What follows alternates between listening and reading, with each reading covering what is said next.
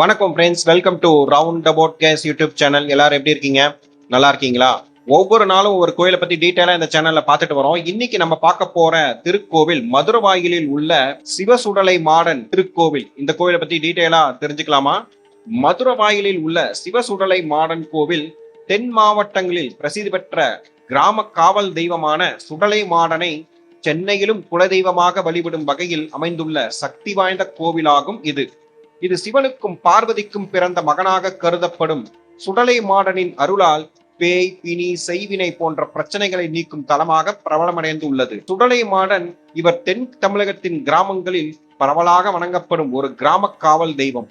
சில பேருக்கு இது குலதெய்வமாகவும் வணங்கப்படுகிறது. சிவனுக்கும் பார்வதிக்கும் மகனாக பிறந்தவர் என்ற நம்பிக்கையுடன் வணங்கப்படுகிறார் இவர். மதுரவாயிலில் அமைந்துள்ள இந்த கோவில் தென் மாவட்டங்களில் வழிபாட்டு முறையை சென்னைக்கு கொண்டு வந்துள்ளது. பில்லி, சூனியம், செய்வினை, பேய்பிடி போன்ற பிரச்சனைகள் நீக்கி அருள்பாலிக்கும் தலமாக இங்கு கருதப்படுகிறது. சுருக்கமாக சொன்னால் மதுரவாயில் சிவசுடலை மாடன் கோவில் என்பது தென் மாவட்டங்களில் பாரம்பரிய குலதெய்வ வழிபாட்டை சென்னையில் நிலைநாட்டி தீய சக்திகளை விரட்டும் சக்தி வாய்ந்த தலமாக திகழ்கிறது.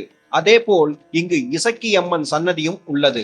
இசக்கி அம்மன் என்பது பெரும்பாலும் கையில் குழந்தையுடன் காட்சியளிக்கும் தெய்வமாக, மக்களை பாதுகாக்கும் தெய்வமாக கருதப்படுகிறது. இசக்கி என்ற சொல் யக்ஷி என்பதில் இருந்து உருவானதாக கருதப்படுகிறது. ஆரல்வாய் மொழி முப்பந்தல் தலத்தில் இசக்கி அம்மன் சுயம்புவாக தோன்றி ஊரை காப்பதாக கூறியதாகவும், துரோகம் செய்தவர்களுக்கு பாடம் போட்டியதாகவும் வரலாறு கூறுகிறது.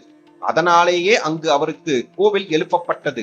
சில நம்பிக்கைகளின்படி இசக்கி அம்மன் பழையனூர் நீலியின் வடிவமாகவும் கருதப்படுகிறார்.